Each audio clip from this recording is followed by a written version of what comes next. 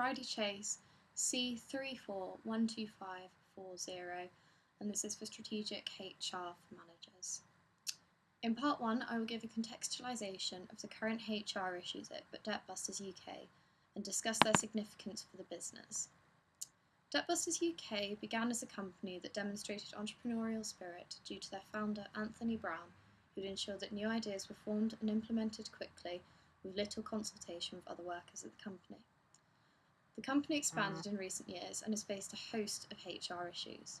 The HR issues and the significance for the success of the business are the influx of General Electric's ex-employees. There's a culture clash from this influx, favouritism and alleged bullying from Anthony Brown. The first issue of an extreme influx of the ex-General Electric's employees was down to the current managers at Debtbusters UK, specifically targeting candidates who had worked with General Electrics due to the multinational company's reputation for being world-class and considered a benchmark for business excellence. This extreme influx of new managers meant that Debtbusters UK's management team had now become 46% ex-General Electric's employees. The resulting culture clash from this influx of new management has shown itself in conflicting management styles between the old and new managers. The significance of this culture clash for the success of the business could have provided benefits for Debtbusters, as they wished to create a similar organisation to General Electric's, and with the new knowledge and experience that the General Electric ex-employees could have provided Debtbusters with a competitive advantage to grow the business. Although the actual outcome was a negative culture and conflict between the managers, this created a confused workforce who became more focused on politics than achieving targets. This could also lead to lower quality work, which could negatively affect the business as their reputation, especially as Debtbusters has made a point to brand themselves as better. The issue of favouritism within Debtbusters came from Anthony Brown's drinking buddy, who is employed by the company and continually avoids repercussions despite unprofessional absences being so high that the HR department can no longer calculate an attendance score for this employee. The significance of the issue of favouritism is that low morale is caused between other employees who consistently see little to no action being taken against the employee who consistently provides late and low quality work and is frequently absent. The poor work will significantly affect the business's reputation and could also potentially cause resentment from staff towards favourites and management alike.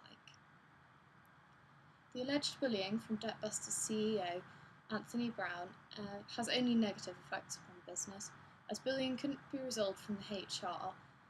That creates a culture that accepts bullying as part of the management style.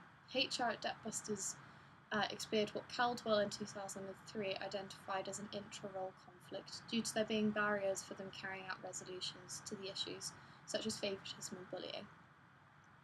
These barriers were ones such as loyalty to Anthony Brown and his dislike of General Electric's management style that differed extremely from his own.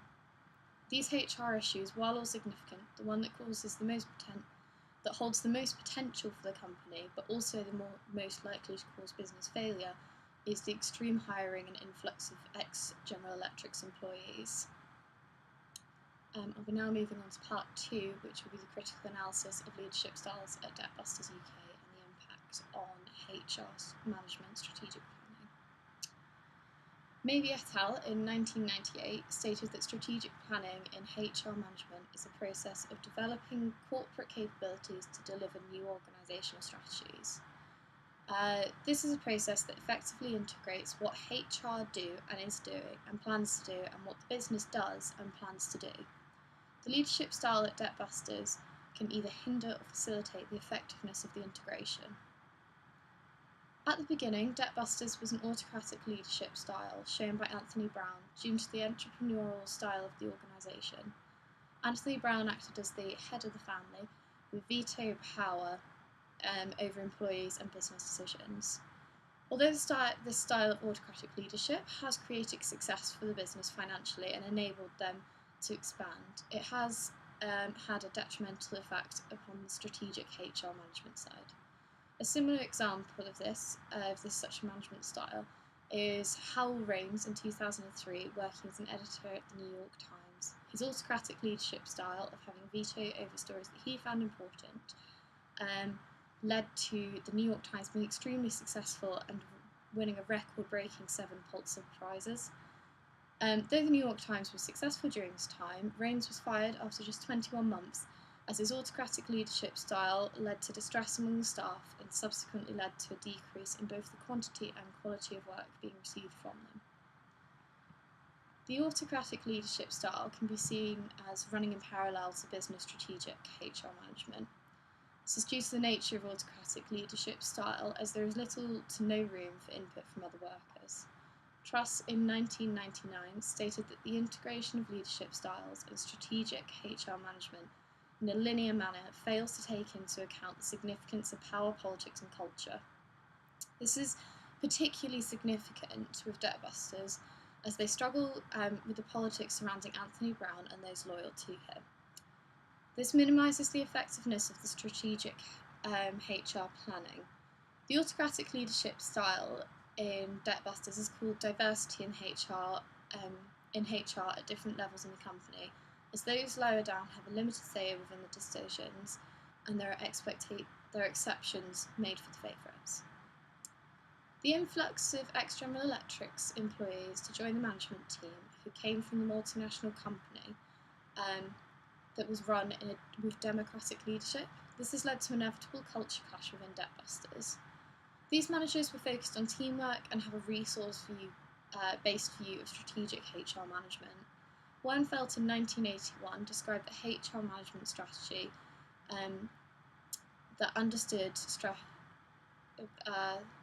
is understood that strategy is a balance between the exploitation of existing resources and developing them. The ex-General Electric's managers valued exploiting their existing human resources through teamwork and use that to create a competitive advantage with their diverse group brainstorming. This leadership style was effective within a multinational company, however it may be less effective with smaller ones such as Debtbusters, as they have limited resources in terms of diversity. The clash between the 46% management working under a democratic leadership style and the other half working under autocratic led to subcultures forming within Debtbusters UK. The ex-General Electric's employees would adhere to change control processes, but due to the CEO, Anthony Brown's dislike of theocracy, there was resistance from staff who were loyal to him and his leadership style. The culture clash was unsuccessfully resolved by HR that led to the resigning of 4 out of the 9 new GE managers leaving. Debtbusters did appear to use some HR techniques when hiring, such as WEFA's 1998 best practice list items, including selective hiring, which would be the theme of the General Electric's employees, and self-managed teams, however, within the limits and lines of demand of Anthony Brown's vision. There is the argument style that leadership that would have impacted the strategic HR management in a more positive way would have been best fit practice. This would have meant that the HR strategy, which was tailored to Debtbusters' organisation rather than a generalised practice, which would be more suited to help the impact of HR and the new hiring of managers. Porcel et al. In 2003 stated that best fit practices for best fit practices to work, that a leader should rely on their management team or line managers, saying that line managers are who bring policy to life, so you should do policy with them instead of doing policy to them. Leadership styles at Debtbusters UK should help incorporate both styles of management, and Grattan in 2000 said that there is no great strategy, only execution. Leadership styles will play a huge role in the implementation and execution of strategy.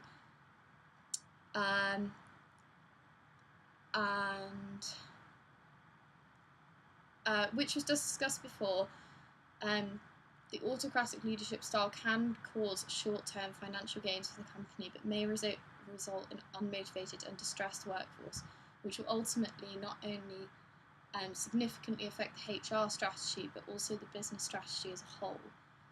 So there is needed to change from Debtbusters UK, which has been seen in their resolving to change the management style, make it more different, and have Anthony Brown take an intensive leadership course. Thank you very much.